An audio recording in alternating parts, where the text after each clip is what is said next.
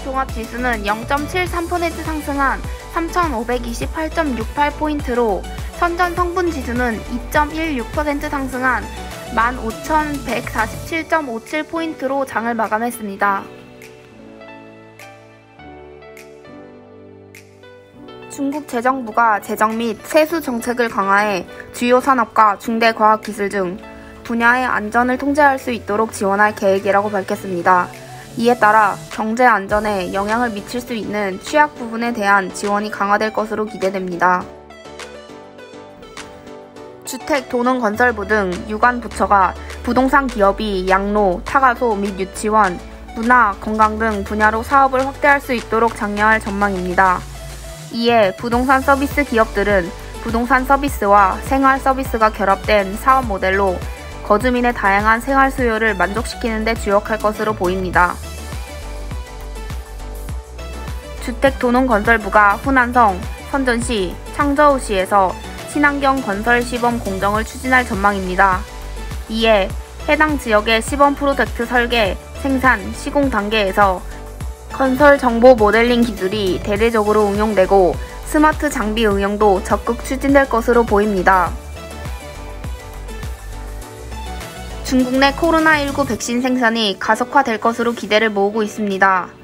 공업정보화부에 따르면 중국 코로나19 백신 생산력 건설이 가속화되고 있으며 올해 괴하요 중성 베이징 백신 생산력은 10억 개 이상이 달할 것으로 전망되고 있습니다. 이와 같은 소식은 코로나19 종식에 대한 기대감을 높이며 시장 투심을 자극하는 요인이 될 것으로 보입니다.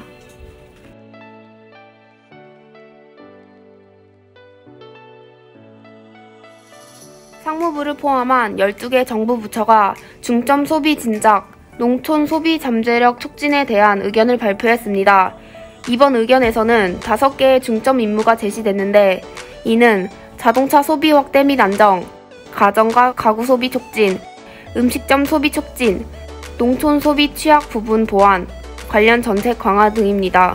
특히 자동차 소비와 관련해서는 일부 도시의 구매 제한 조치 완화, 번호판 발급 증가 등과 노후 차량 교체 장려 등 방법이 거론돼 주목받고 있습니다. 각 지역과 유관 부처는 이에 대한 지도를 강화하고 업무를 세분화하는 등 정책 실천에 노력을 기울일 것으로 전망됩니다. 궈타이준한 증권은 1위가 정책적 수혜를 받게 될 것으로 전망된다며 투자 의견 비중 확대와 목표가 48.7위안을 제시했습니다. 작년 12월 30일 시장감독관리총국은 유제품 생산 및 연구 개발에 대한 지원 정책을 추진할 계획이라고 밝혔습니다.